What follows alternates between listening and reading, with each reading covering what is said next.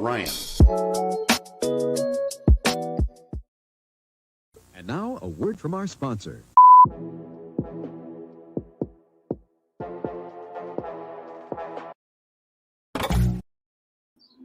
And there we are. I guess we're having the doors open today. Welcome, everyone. My name is CJ Reynolds, and you made it to Sunday Night Teacher Talk. And yeah, so the internet is being weird here. I hope that this works okay and that everything is smooth. So as people are getting in here, I just wanted to say, like, just in case you're new, right? Like, I know I make this announcement every week, but I just think that it's important in case someone's new so that they kind of know what's going on here or what's happening. My name is CJ Reynolds. I run this YouTube channel called Real Rap with Reynolds, and the whole YouTube channel, just like the business that we are running, has one goal, right? Our mission is that we are trying to help teachers. We're trying to create pathways and pipelines for teachers to become the teachers they are called to be. And so part of that is showing up every Sunday with me and this whole host of individuals that are going to show up in the comment section here to be a part of this conversation, which is like, how do we be better teachers? So there's a number of things that you can do while you're here. You can just watch. You could ask a question and put it in the comment section with a little Q or the word question in front of it. Just helps us identify it faster. Or you could follow the links below this video and you can come on live and ask a question or talk about something. Or you could show up and be a blessing to someone else. Like, show up in the comment section and help people out where they need it. You might have some very specific answers for a kindergarten teacher that's having classroom management issues that everyone else might not have the same insight for. So that's kind of what we're dealing with. We're also dealing with flat hair today because I mean, that's one day, everyone. I have kids and they steal all of my hats. They steal my hats. They steal my glasses. They basically steal all my stuff. And then we're at the stage of life where they're teens and they're starting to be able to fit into some of our things. So like hats. Yeah, sometimes I don't know where my slippers are. I lost slippers for a really long time because my kids stole them. Yeah, I wear slippers because I'm getting old. So, I have a house coat and slippers. And tell you what else real quick while you're getting some questions ready. Folks, I found out I invented a new way. One, shop vacs aren't used enough, right? Let's just talk about this real quick, right? I'm out back today cleaning my gutters. You know what's a fun way to clean your gutters way faster? Just use a shop vac. Suck all that stuff out of there. If you live in the Northeast, you have like a million of those helicopter seeds all over the place right now. Just clean them up with the shop vac. Back porch, what am I sweeping it for? Just get the shop vac out there. Just vacuum the porch. That's what I do. And is it weird? Yeah, but I think that it is one of the things I'm really thinking about is how can we make things easier, right? And I think school is the same way. It's like trying to think of things in a slightly different way so that it's actually easier. We can put more time and effort into things that matter and not so much time into the crap that doesn't matter. Now, I don't know how much you use a shop vac in your classroom, but I mean, if you use as much confetti as I do, I mean, I've really thought about buying a vacuum cleaner. I think you really should. I feel bad when there's glitter everywhere. Yep. That and the silly string. It's like it's off the charts. It gets stuck on the wall and then it's there forever. And kids come back 5 years later and they go, oh yeah, there's my birthday on the wall. On the floor. So we are without Laura Green today. So the wife for life is managing multiple. She's DJing today. I'm trying. The internet is sucking. I don't know what's going on. Lots of people interneting. So yeah, that's that. Are we ready? Yeah. So let me ask this real quick in the comments too. If people could should I have them blow them up? Okay. All right. I'm just wondering, when are folks done school? When are you finished school for the year?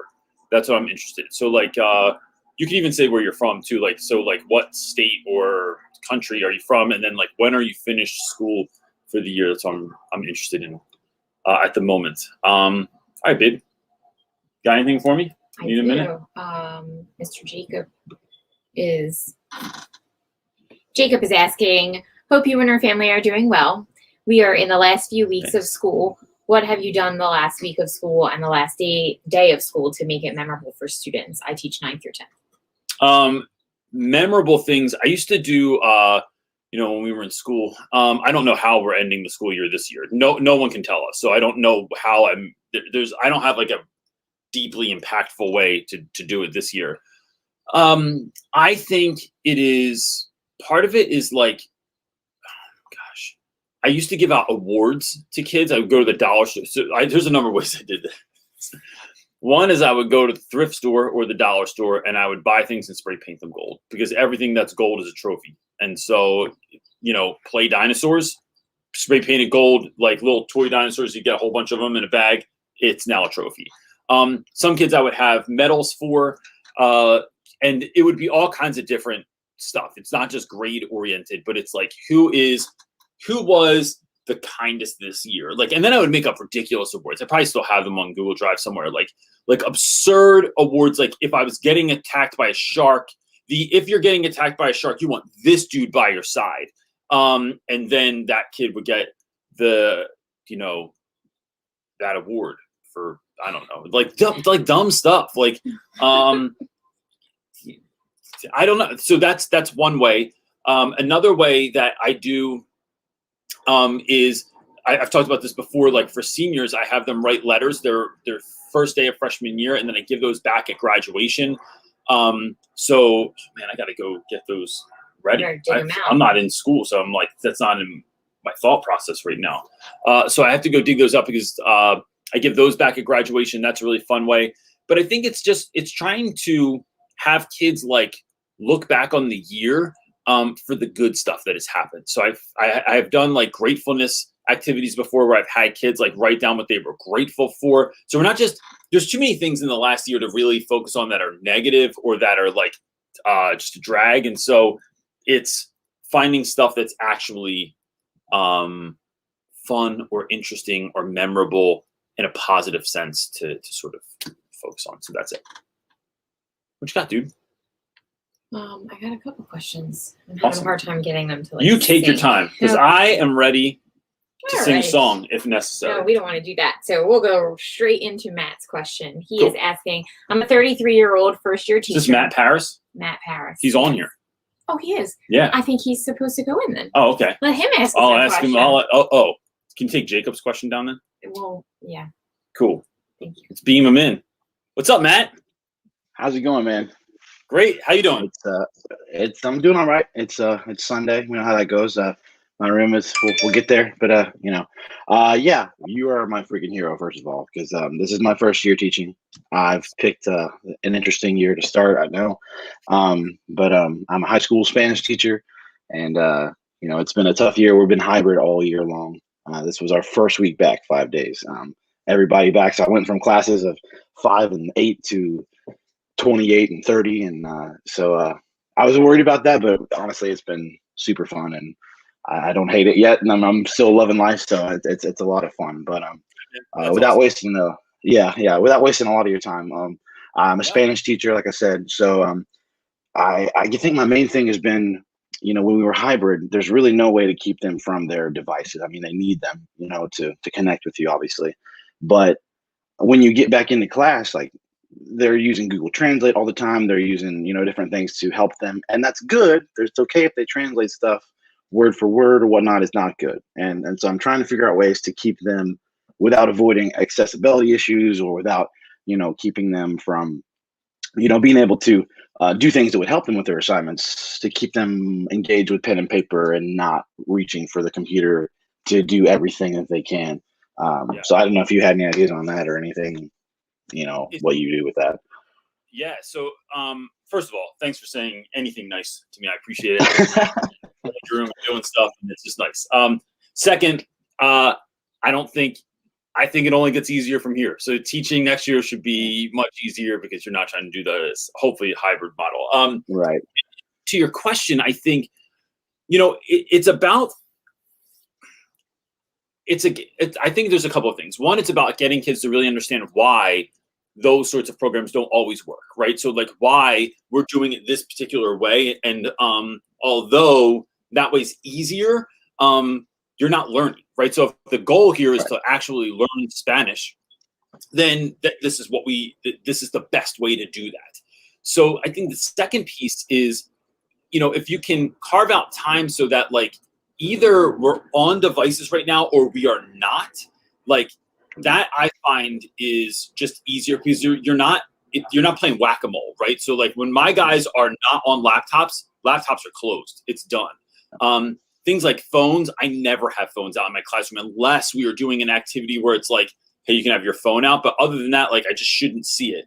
And what happens is when you can build in that rhythm where students know exactly like, oh, when we come in, this is what we're doing, or this is what we're not doing, or this is where I should be looking.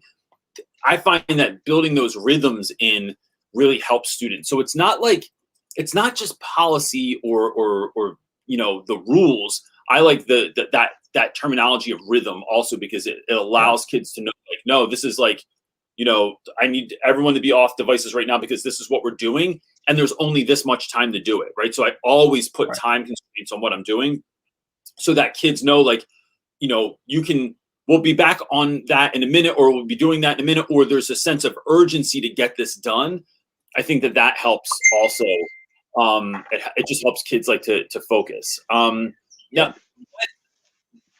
Can you give me a little bit of insight as to like maybe what's happening when kids are on computers, like, or do you have that divide of like when you're on, when you're off, or like what does that kind of look like for you right now? Well, that was something through hybrid because we had 4 days. So we had a group Monday, Tuesday, B group Wednesday, Thursday, and then they're also online when they're not in the building.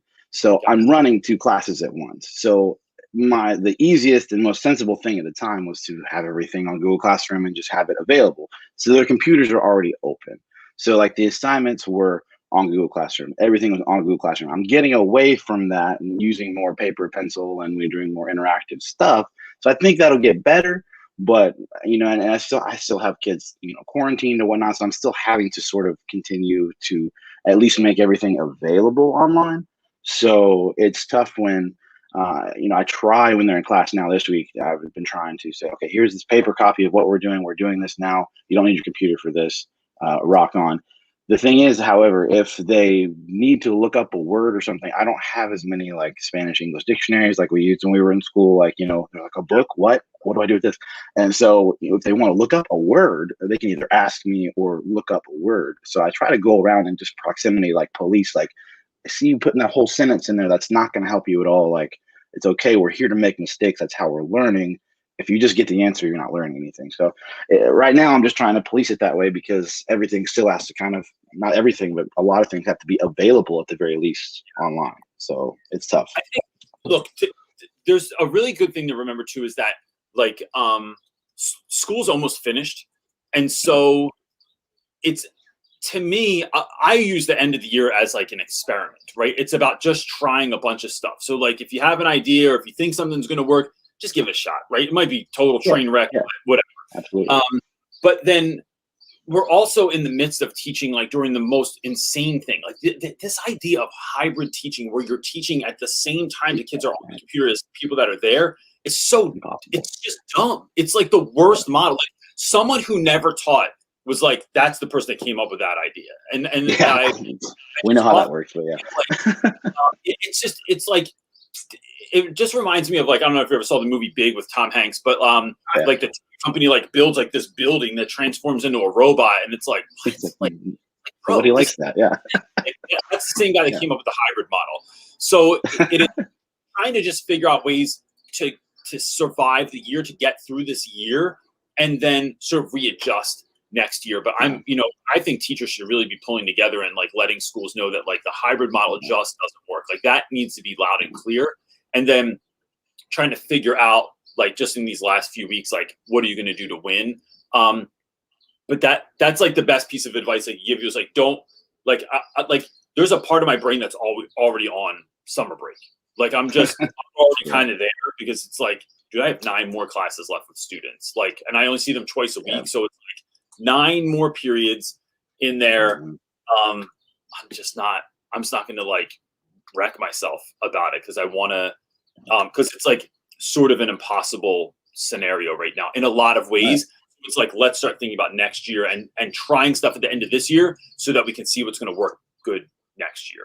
So Yeah. Yeah. I think that's a good mentality. I mean, we started late too, so we go till I think June 17th or some crazy Yeah. crap like that. So we're just kind of rolling through. But yeah, I've spent this whole year just being like emotional support. Like, here I am. We are in this together. We got this, and thankfully we have a good community, if anything. So we'll get through That's it. awesome. But I appreciate you, man.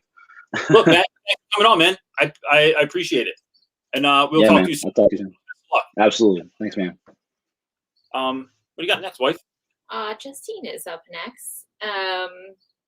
Asking, I have been wondering what is the best vac for the classroom, durable, middle school proof. Any suggestions? I'm gonna say one. I love shop vacs. And I think they're great. I love small shop vacs. Like that small one I have in the shop now that you got me that I use for my car also. Who's it by? It's like by Armor All or Yeah, something. it's greatest. We got it like BJ's or something like that. We have a Shark vacuum. I think it's awesome.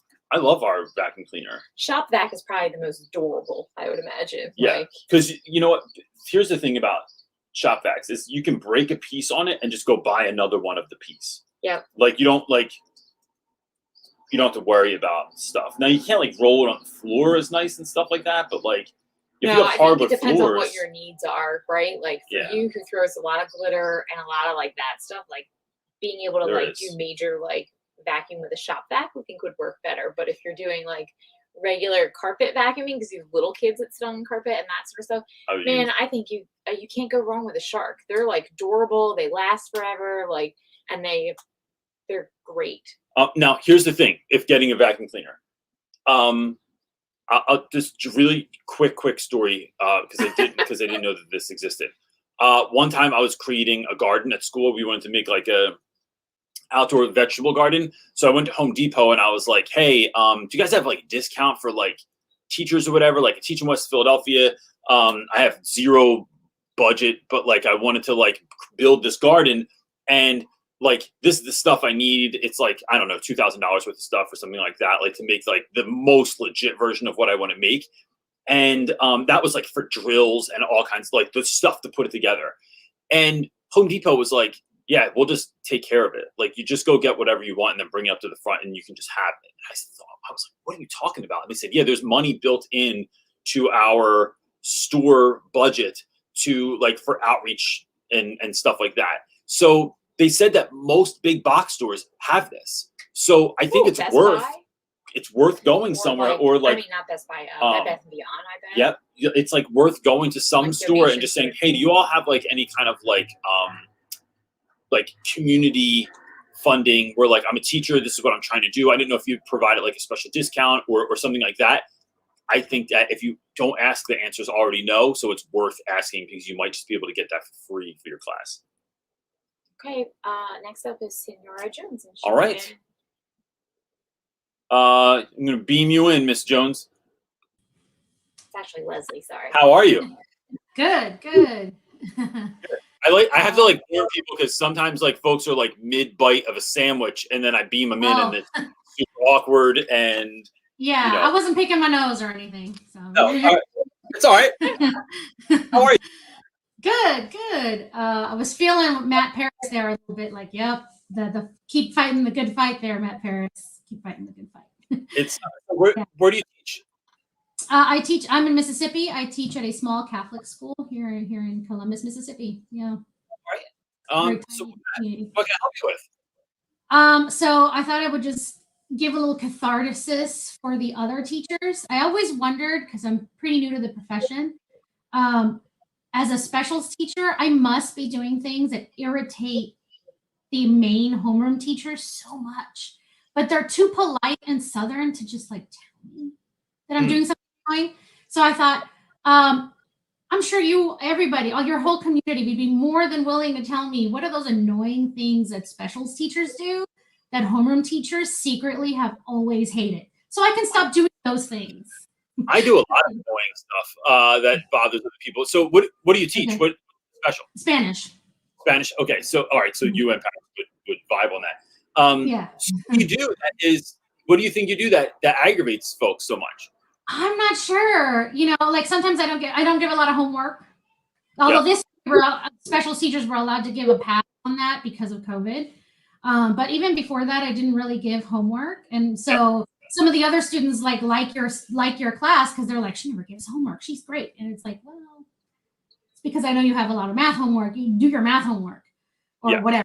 To do whatever the ELA teacher said to do. Do that. We can focus on Spanish when you're in the room with me.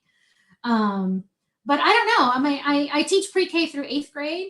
So what I do is different depending on who I'm teaching. I'm pretty lax with the littles because you have to be SpongeBob when you're teaching the little kids. I mean, you really have to go. You have to be super animated and high energy for them, or they're not going to pay attention. So I'm sure people in other rooms must be like, what is going on over there? What is she doing? While they're in the middle of a math lesson or something. I mean, there must be things that people must be commenting right now that special teachers perhaps. But I think it's about one, it's warning people, right? So like if I'm going to be super loud that day, I warn as much as I can. If I'm out so one of the things I think about all the time. So one, I don't ever give homework. Like it's almost non-existent in my entire class. The studies show that homework doesn't really help. And I'm in class for long enough that I can get everything done, and I don't want to add on to the workload or the stress of my students. So that's one. Two, I'm always thinking about like where in my school is a lesson going to work best. So whether it's like outside, on the sidewalk, down the block, in the dining hall, in the hallway. So we're constantly moving around and doing stuff, and that creates quite a spectacle, right? So like people hear us in the hallway. I try to be mindful, like I don't want to disrupt anyone else's class, but like if we're outside and everyone sees us like building shelters or setting crap on fire or whatever else we're doing, that is, it's distracting for students. But it's like, I don't know, like make your class something crazy too, so kids are focusing. Or if you have a test or a quiz going on, you need me to be extra quiet, I'll figure out somewhere else to go. Like that's cool too. But it is, one, it is kind of warning folks. Two, it's I think that I just think if you're only focused on students, then who cares? Like just go do that. People are going to feel however people are going to feel about your awesomeness, but I'm not going to dial it down. Like when I go to a wedding, I'm having like the most fun of anyone ever. Like I guarantee 25% more fun if I go to anyone's wedding, right? And I don't have to know anyone. I've been to these weddings where like I know 0 people. I'm like, bro, I'm gonna have the best time ever. But my pockets are filled with glitter and confetti right now. It's about to happen. And so I think just keep doing that, and then when you can, invite other people into your awesome. So like in bringing other people in, inviting other teachers in, inviting administrators in to like see what kids are doing, to check out a lesson, to help you out with something, that makes people feel included. Because I don't know that people, like even on my block, if there's a party at someone's house and the music's loud, you can hear people outside and they're drinking, they're carrying on, they're having a great time. I don't know that people like that bothers people because it's just too loud, or if it bothers them because they weren't invited to the party. Because you were invited to the party, you're just like, things shift now. So inviting people into your classes, I think, is another way to kind of get around that. But look, I think that negativity is really contagious, but I think positivity is contagious too. And so like just refusing to not dial it down, some people are going to get annoyed by that. Whatever, like you go do you. Like I'm not going to dial it down for you though. So that's how I get down with those sorts of things. Okay, thank you. You got it. When are you all done? May 28th.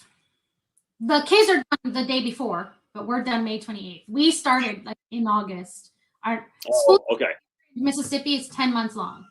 You only get June and July off. So we stuck to a normal, it's how Mississippi rolls here. Got it. To our normal calendar here. I hear you. It's like such a small. Too. So cool. Well, look, thank you so much for coming on. I appreciate it. Thank you. I will talk to you soon. What else you got, babe? All right. Will is asking, being so close to the end of the year and having big tests behind us, how can we keep students engaged and working hard until the end? I have so many that are feeling even more tired than regular. I think, one of the things is just doing what needs to be done. Like, so one of the things we're doing is like, it is helping students see like, this is where my grade is, and then where do I need it to get to? And then reverse engineering that. Like, these are all the lessons that are left. I have, like, tomorrow I'm going to show kids, like, these are all the assignments that can still be done before the end of the year, right? So this is how this, and then, like, so they have a very clear vision of what's being asked. The other thing is not trying to destroy them with work. Like, I just don't do that. I think it's more interesting to, like, I'd rather have a really great discussion for half of a class. I'd rather talk about something interesting. I'd rather help kids get ready for, I think there's like some social emotional stuff that you could work through or talk to kids about, or like get them geared up for the summer, because now we're going to go back to nobody's around. No one's doing anything. Your world is still very limited in a lot of ways, especially for young folks, because like sports aren't happening full tilt like they used to and stuff like that still. And then I think the idea of gosh, what else? I had a point. Wife, what was I going to say? I don't know. I don't remember now.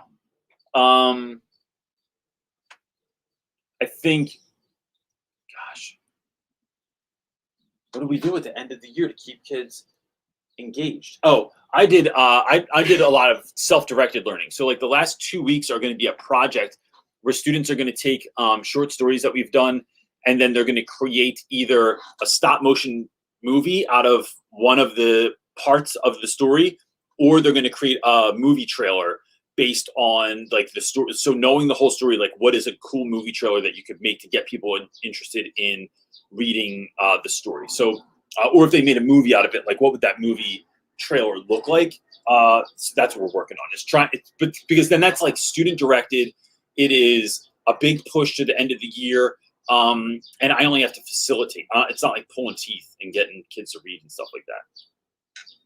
You had a total on-screen like brain delay. I did. I was like, what brain is fart happening? I get so distracted sometimes. Sundays is such a slow day for us. Like it's the day we wake up the latest, and it's just like we a do. slow And then it's start like to the you're day. sitting around watching church in the morning, and then Yeah. I just spend the whole day in the yard. Yep. Shop vacuum my gutters and my patio. Okay, moving on. Alicia is asking, how do you support positive relationships with teachers and admin when there is a toxic past overshadowing the PLCing, course selection, and leadership overall? I only get down with people that are, I want to say worthy, but that's not a nice word. But kind of worthy of getting down with. Like, I would say the people that are similar, same mission, same mindset, same reason that they came into teaching, like that sort of, those are the folks that but you aren't, so look, it's not to say that I'm never cynical either. Like there's tons of things to be like, I am very cynical about some of the things that are happening in school right now, because our school has had like such a drastic shift this year. But overall, I just don't go there.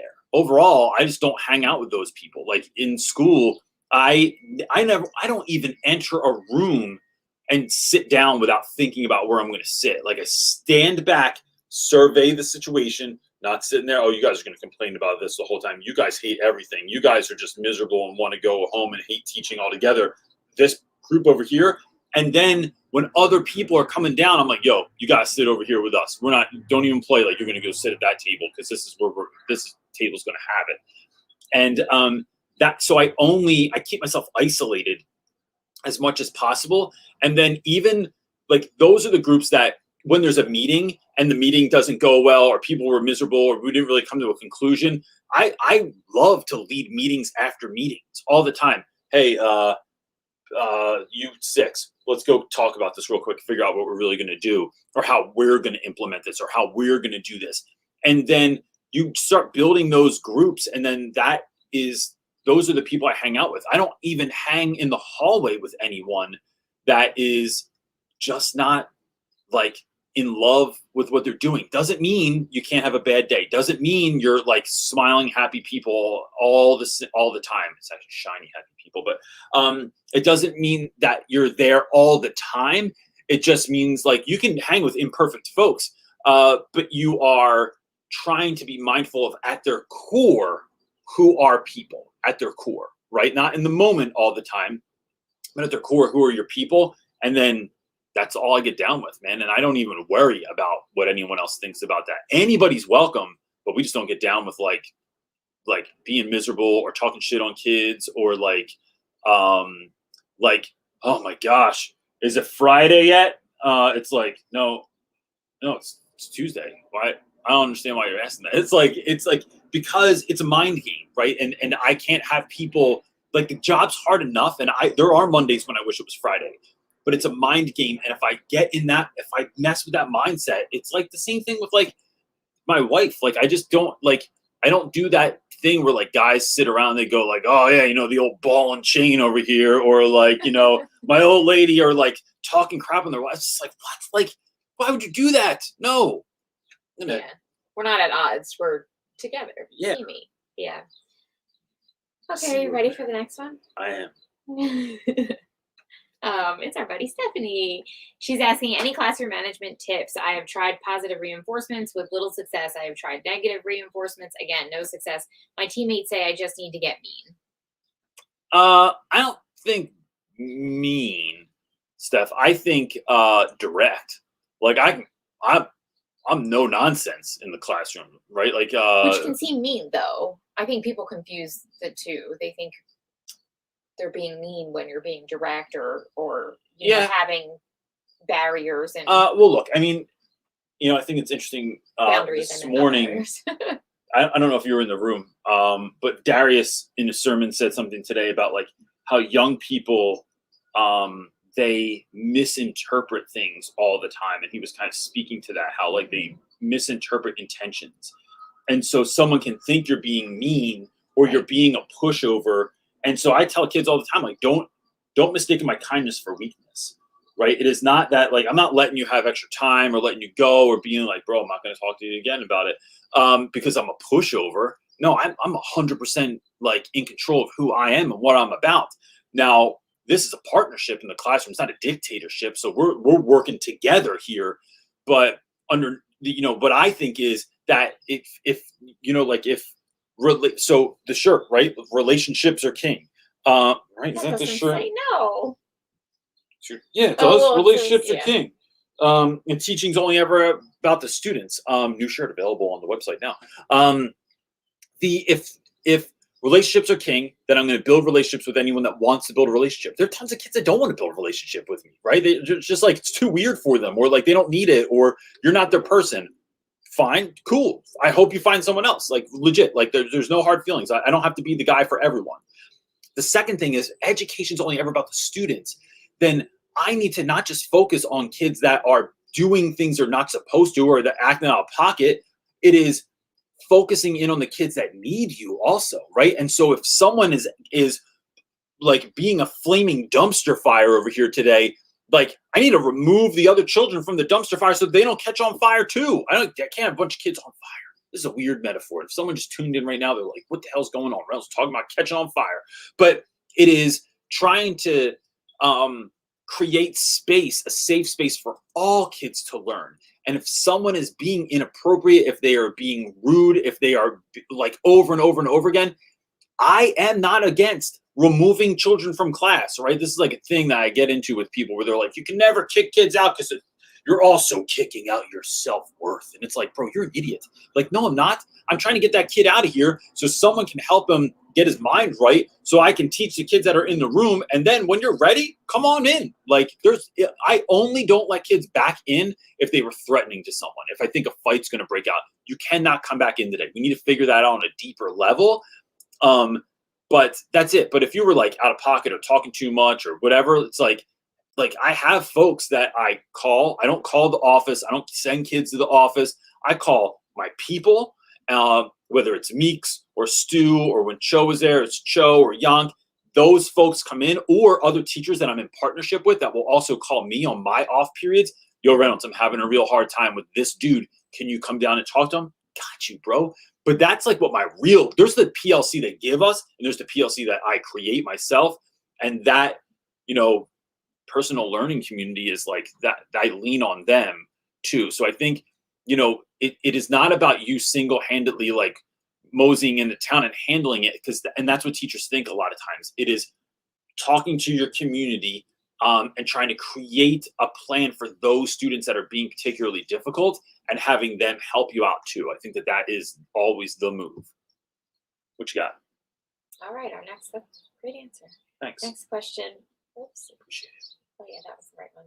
It's from Piano Boy. He says, hey Reynolds, it's been a while. I got a few weeks left for my first year. What advice / suggestions do you have for a first year teacher on how to conclude the first year teaching? I think, gosh, I mean, that could go a lot of different ways. It's like,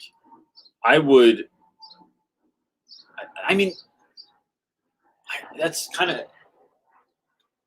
I'm stuck as to how to answer that really, because it's like, is it like how to be done with kids and like finish things up with kids, do you think? Or is it like how to like, for you personally, like. Give a little bit of both.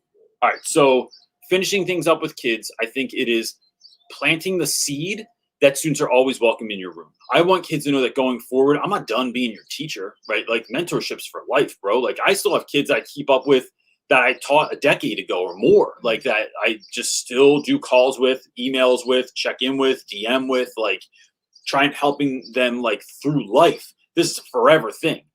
And the second, so like it's trying to like at least plant that seed. Kids want to be done school. They want to forget. They don't want to think about next year or like that this has to keep going on because, we don't even want to be in school. But it's like planting that seed. Hey, look, gang, I'm here forever. This is my room. This is my place. This is where you can find me. I think that's really important.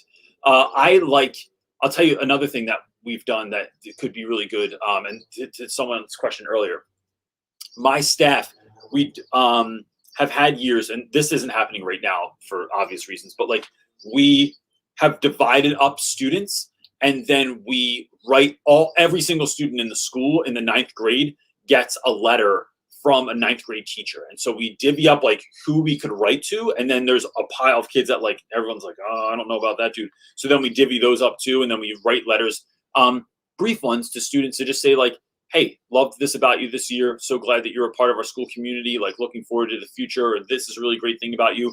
And that's a really great thing to do. With regards to you, stop doing like get your ducks in a row as much as you can, and then just stop school. Like just don't. I think working on school through the summer, there's a part of me that loves that. There's a part of me that wants to build and create and design for next year. I have to have a hard off. We don't go back till beginning of September.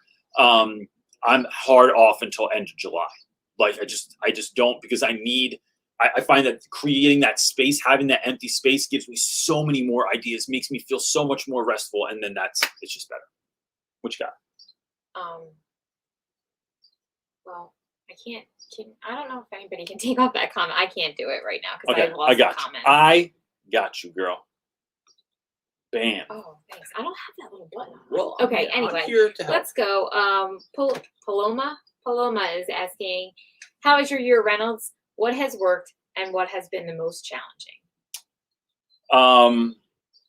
The most challenging is teaching like this. It is like the thing that makes me, I think my hair was way darker last year at the end of the year. And now look at this. I mean, we're getting pretty white over there. I think that's it. It's like, it's trying to learn all these platforms. It's trying to make it engaging. It's trying to make it fun. It's trying to connect with students. It's like, it's so difficult. I think what has worked is creating space for kids to make their own decisions. I wish our school had leaned into asynchronous work more, because I find that when we were doing that last year, students were finding a lot more success. A lot of them were, because they were able to do the work when they wanted to. And we didn't feel like we had to fill an 80-minute period. It was like 15-minute check-in, quick lesson. And then the lesson could be a video. The lesson could be like something you just took and ran with. Like I just think that works better. But I think, we missed the boat on that one. Like we have this opportunity to kind of recreate what school could look like. And now we're trying to shove the virtual world into like what we used to do into what we're doing now. And that's just, it doesn't work. I think you had even easier than people who are teaching hybrid. Like people who are hybrid. in hybrid. I said hybrid's the worst idea ever. Like that model is just those poor teachers. I can't even imagine. Like brain must be like head. Just it feels like your head must be spinning with all that you're like managing. No, it's like a lot of things that look like a good idea, like tandem bikes. They looked like the guy who invented that was probably like, bro. I disagree. I like tandem. That's because you sit in the back and don't pedal. And then I'm in the front, like, pedal. And I'm like, are you pedaling? Yeah, I'm pedaling. I pedal. Shush. Some things are just not a good idea. Okay. Are you done answering? I'm done. Miranda is asking, how do you promote Maslow's versus Bloom's in the high school without embarrassing, singling out, or making students uncomfortable? So read that one more time. I know both of those, but I want to just. How do you do that in high school? How do you promote that in high school without embarrassing, singling out, or making students uncomfortable? And I'll try and find. That's a really good question. I think one, it's by being the example, right? It's showing kids what that looks like. And I think, I think with anything that's like a when we're talking about deeper stuff, right? When we're entering into the space of like, this isn't just curriculum. There's a deeper why to this. There's a reason we should be focusing on this. It is pointing out to students what we're doing. Like, I don't leave it up to chance like that. Like they're like, I hope they get, this is what we're doing. Or like, gosh, what do you guys mean? You don't understand like the importance of being vulnerable. Like I'm always like being vulnerable or picking texts about vulnerability. It's like, no, you got to tell them. You got to tell them what you're doing.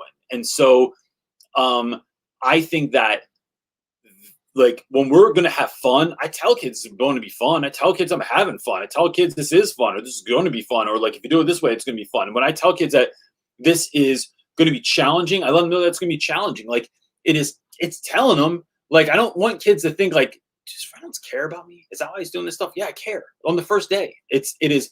I'm so glad. Like, gang, I'm so glad you're here. This is going to be the greatest year you've ever had in school, right? And that's not true for everybody. Some kids don't have the greatest year ever in my classroom, and that's for a whole host of reasons. But it is like I tell kids all the time that I care about them, that I want to see them find success, that this is only ever about them, that relationships are important to me. Like that's why I'm doing this. I'm not just talking to you because I'm bored. I'm not talking to you because you got me off track. So I think it is being very clear as to like, so if we're talking about like Maslow's hierarchy, it's like telling kids like connecting what you're doing to something in there, like whatever level you're kind of trying to communicate to students. And so, but it is, don't leave it up to chance that they're going to like hopefully get it. It's like drawing, it's showing them this is the distinction. This is the line right here. Like, let me show you what this looks like lived out. This is why we're talking about this. This is how I'm doing this. I think that's the move. Okay. Deanna Owens is up. Deanna Owens. She's in there patiently waiting. Hello there. How are you? Oh, you're still muted. I think you're muted upon entry for safety. I got it. Gotcha. Just want you to know that I have this next to me. Awesome. Okay, my question is, I teach right now the freshman seminars, a prep for college and careers class. Yeah. It's not my favorite class that I've taught. And freshman is a whole nother breed. I feel like it's too close to middle school for me, and that's not my jam. So I have been given the opportunity to move to teach sophomore through seniors, which is what I've always taught, in a human and social services class. It's a family and consumer sciences course, but my principal wants me to teach it through a counselor's lens, which I'm about halfway through my master's program for counseling. And basically she wants me to create the curriculum for it. She was like, you can teach whatever you want. She just loves the social and emotional learning activities that I do with my kids. So one part of me is like, oh my gosh, this is great. Look what I get to do. And then on the other part of me is like, oh my gosh, look what I get to do. Yeah. So my question is, do you have any any suggestions for social emotional learning, like anywhere to get some curriculum, some activities. Man, I mean, we do a lot with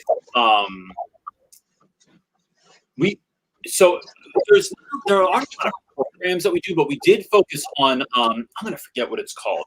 But there was I think it was on Netflix, a documentary called like The Mask We Wear, The Mask We Live In, or something like that. It was about breaking down toxic masculinity.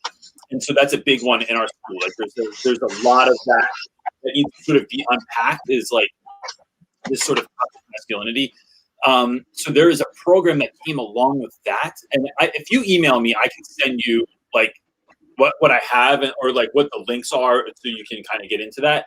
Okay. I think it is, and then we do a lot of work around, and it's just kind of, it's really, we do a lot of work around gun violence, because we, like, every year there's like deaths from like young men in our school. Like like every year something happens.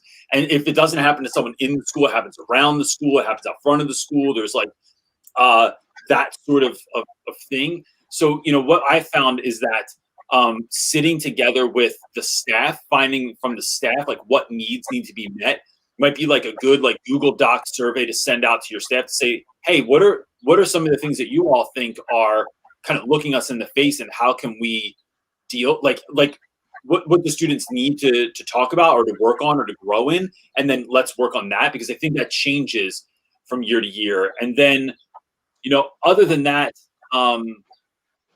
it is, yeah, I think, gosh, I had another, I'm really blanking a lot today. I think I'm getting older. I swear, I remember my mom saying this all the time, but like as she was getting older, she was like, I just forget stuff all the time. I'm like, dude, I forget stuff constantly. And like people's names and shows and the curriculum things. But that was two. And then, gosh, I had another one that I was going to talk about also, but I think it is, especially right now, right? So like the social emotional needs of our students are going to be so much different, because we've been either hybrid, or even if you're in person, it's like all these like connection points are gone, where like kids were playing sports and now sports are not as active, and some schools don't even have them this year. It's like all the clubs, the hanging out, the like being in your space before, after, and during school, like, and connecting with students that way, like with that window. I think it's trying to help students to like in that capacity. And then I think also one of the things we notice is, especially with seniors, when our guys go to college, they just don't know how to always like, it's like a new world. So all of my students are Black and brown students. So like if a kid goes to like an all white college, it's like now you can't find a place to blend in. You can't find a place to like on that level. Like you can't find someone that you go, oh, that person looks like me, I'll go over there. Just like I would have when I was a kid, right? Like it was, it's trying to help kids for those next steps of like, this is important to learn about who you are and how to interact and how to communicate with others and how to navigate your pain and your hurt and your anxiety in college when you feel alone, when you're not sure you know everyone. How can I find people that I can be connected to? And so it's about helping kids to prepare for what's next. That's a lot of the work that we do. So but if you send me an email, I can send you the links of all the stuff that I have. But I mean, dude, that's a great class. Like that sounds like such an exciting opportunity to be able to, especially to do whatever you want. It's like, that's huge. Yeah. She asked me, she said, what do you want to teach? And I was like, are you serious? She was like, yeah, I don't want you to leave. And I don't know if she had caught wind that I had started putting fillers out. It's a small town. It's a small area. Like everybody knows everybody. So you have to be very careful when you start putting feelers out. So I don't know if she caught wind of that. But now she's kind of got me where I'm very excited to teach this. So, and we're not going to be hybrid next year. So I'm excited, even more excited about that. So that's perfect. So look, if you're capable, Right. if you're able to do it too, I think having people come in and speak too, like finding someone that's an expert in something or that knows about something or has been through something, like we bring all kinds of folks into our school to help students with that sort of thing too, because then it's not just you, but it's like, here's someone that's lived through it, here's someone that's done it. I think that is a huge asset to students also. And it's more fun sometimes to hear somebody else. Oh yeah, Like just the teacher all the time. I agree. All right, Well, thank you. You got it. I hope my best to you in doing that. I hope it's awesome. Yeah, I'm pretty nervous about it, but excited at the same time. So thanks a lot. You got it. Bye. All right, Because that's nervous energy and excited energy same thing. feel the same thing. Mhm. Feel the same way. All right, Jub. We're just gonna go with Jub. We've had Jub on before. I know. Is asking, I got my first teaching job. What are all the things that I can do to start to be as prepared as possible? It is 5th grade science at a fairly intense school. So it's,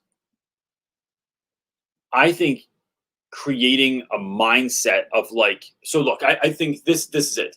It's getting your curriculum so that, and look, I that seems obvious, but like my first job, I didn't, do you remember this? I did not get a curriculum when I taught in Camden. They were like, here's a textbook. I don't really have one. Then they fished one out for me, and it looked like a Xerox of a Xerox of a Xerox of a Xerox, and I was like, is this like it looks like Mad Libs. There's like parts missing, words missing. I don't even know what this is talking about. So it's having a clear sense of what you have to do, and then I suggest like having a sense of like what is going to be first. What do your first 5 weeks look like? And just focusing on that, because here's what's going to happen. Here's why I don't plan out the whole school year. And I have friends that do this, that plan out like Randy Rebaugh used to plan out the whole damn year by the time we went back to school. I don't know what kids I'm going to have. So like, I don't know what their needs are going to be. I don't know what their learning styles are going to be. And so in that first 5 weeks is sort of like a test to see like, okay, do we read really well independently? Do we not? Can we do independent work? Can we do small groups? Can we do moving around the school and going to all these places and spaces and doing stuff? Or is that not for us? So it's trying to figure out who your kids are, what they're interested in, and how they learn. And then really looking at the first year, the rest of the year. I think the other thing is just being mindful of like, what are some things you can do for when stuff doesn't go the way you think it's going to, right? And so like, I'm not someone to focus on like, let's focus on like if things go to hell. But I think that it's important to have an emergency plan or a pain plan where like, when your day doesn't go right, what are your go-to activities going to be for you so that you can become like, so that you can survive this moment and get through this and find success and not just beat yourself up. Like, I think it's really important to start designing some of those things and then trying to think about like the fun stuff too. Like what do you want your room to look like? Like, what do you want your, what kind of like presence do you want to have in the school and how are you are interested in doing that? And then the last part is trying to connect with teachers now. Like, invite people out. Like if you can get a drink or go get a coffee with someone, like try to connect with people now and say, hey, look, I saw you're also teaching English. Can I get you a coffee one day? Like, I just love to like talk to you and see how the year is. And that's, I like drinks more than meals because one, it's cheaper. And two, if it sucks, like if the person is like, oh, you're a train wreck, you don't have to, you can just slurp that coffee down. Maybe get an iced coffee to go. So you don't have to stay there that long. Oh my gosh, that's terrible. What you got? Are you ready for the next one? Melissa Ann is up, and hold on to your hat. She's got a heck of a. You could have a whole Sunday night teacher talk just on this. Well, I don't have a hat because the kids took it. So here we go. What's up, Melissa? How are you? Oh, I'm well. Can you hear me okay? Yeah. Oh, no, I'm good. Well, okay. So I hope I can stay succinct because I do not have that gift, but neither do I. Go ahead. I don't want to dismiss, first of all, that teaching in the last year has been the most difficult that I have experienced in my short 3 years, and I'm sure that many have experienced. But at the same time, I feel like it has lifted to the surface all of these wonderful things. And you said earlier, we had an opportunity to teach in a different and special way. And I still feel like we have this opportunity. But what I hear from in and out of the teaching community is, oh, we just have to get back to normal. We just have to get back to normal. And I don't want to do that. I don't want to go back to normal, because when I hear normal, what I hear is, hey, let's go back to this model that we've been doing for 300 years and we know doesn't work. Mhm. And I don't want to do that. And so how do somebody, I don't know, somebody like me who just wants to, I want to bang that drum and I want to grab every person, because I almost feel like I have this secret that nobody else has. And I just want to grab them and I go, no, don't miss it. Don't miss this opportunity, because we have a chance here. The system's broken. We know the system's broken. Let's shake it up and let's see what happens. And what can we create? What beautiful thing can we create out of this? So I guess ultimately my question, aside from the rant there, is how do I infect change into the teaching community that I'm a part of? How do I bring people along without looking like the person with the sandwich board on the corner of the street going, we're all gonna, No. So first of all, you should get one of those boards. Absolutely. It's hilarious. But I think, whenever I've wanted to have something change, what I start doing is, one, talking to people and finding out who my partners are going to be, right? So like, even in my own school community, how can I, like, who's going to do this with me? Who's a good fit for this? And it's not always people that I know or people that I've gotten down with before. Like, it's kind of surveying your school community and seeing like, hey, is anyone else feeling this way? Is anyone else seeing like this, like that there's like pretty significant shifts that could happen here to help students find success. And so one, you're picking those people out. Two, you're making sure that you're staying focused on students, because that's what, like, schools don't, like, look, I mean, like, teachers are completely secondary, even though they should be, I don't know if they should be first, but they should absolutely be like held in higher esteem than they are, and given more resources and the things that they need, because once teachers are empowered, then it's game on. Then it's like, you can do better stuff for kids. The other thing is, anytime I've ever tried to make a significant shift to the curriculum, to the school, to the way we do things, it is finding, like, it is coming up with the plan, and then what is my place going to be in the plan to help implement this, right? So it's not just coming up with the idea, but like, how am I going to do it? And then trying to find research that's going to back that. And so, for instance, like several years ago, a friend of mine and I taught, and really part of it was like, we really just wanted to teach together all day, right? I didn't want to like teach classes without her, because it was like such a good fit. We had such a great time. We got so much done in the year, and the kids, we saw this huge shift in who they were. And so we were concerned though also. So that was part of it, was, right, like, we just wanted to have more fun and like have a better day and like have this great, amazing class. So we thought, how can we do that? We also were concerned with the fact that, like, this backsliding that a lot of kids would do coming back, like, so you go through 9th grade and then to go into 10th grade, and we knew who the 10th grade teacher was, and we were like, I don't know that that's the best fit for a lot of these students. And I think they're going to like try and get away with things in this class. So we came up with this plan that we would teach them again in 10th grade, but then we had to come up with like we made a PowerPoint out of it and like did like research, and it was like, look, this is, so we could dial it in and show exactly what this was going to look like, exactly why this was the best fit for students, exactly what part we were going to play, how we were going to collaborate with other teachers, how this was going to be this new model that we could do. It's doing that work, because what schools don't want to do, this is my guess anyways, I don't think leaders need any more ideas, right? It's like, it's enough, like the normal was enough to friggin' try and like figure out anyway. Now you want to change it? Like, I'm barely able to like spin the plates that I have as an administrator or a school leader or someone. So it's like, it's what I'm trying to do is, when I come with my ideas on anything, it's, here's how I'm going to make your life easier. Here's how I'm going to make this just better. I noticed this need. I figured it out. This is how I'm going to do it. And then if you can do that with a group of people that are like, even if it's 2 or 3 other people, like, we're all going to do like we have these ideas that are really wonderful ideas, and here's how we're going to implement them and how it's going to create like really impressive and meaningful change in the school. I think that's how you do it. And then you win them over with your excitement, and you make it so it's like really hard for them to not, like, if they say no, it's like, really? Like, it's like, I'm serving this up on like a silver platter, and you're like, nah, I'm good. Like, we don't need that. With like student success, is that important. And there's a piece of me that wants to implement things and then come back behind and go, when it's successful, and go, hey, look what I did. Yeah. But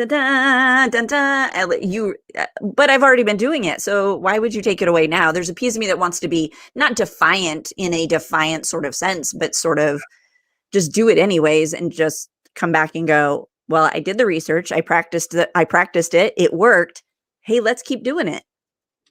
Works I do it all the time. I mean, like, I don't, like, when I stopped giving homework, it wasn't because the school had a mandate. Everybody else gives homework. People hate that I don't give homework. They get so aggravated with it because that makes them look like, you know, it's kind of like they're like, you just make me look bad. Well, don't, like, that's up to you. And I know why I'm not giving homework.